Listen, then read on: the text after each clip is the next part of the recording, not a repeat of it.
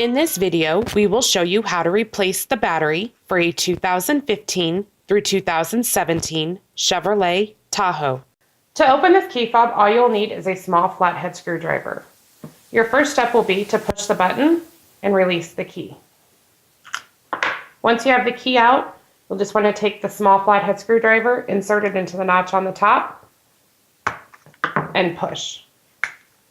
From there, you should be able to get the key fob open. You'll see the battery is located here. You may want to use that small flathead screwdriver to help pop the old battery out. The battery used in this key fob is a CR2032. Once you have the old battery out, to replace it, simply slide the new battery back into place. With this key fob, it is plus side down.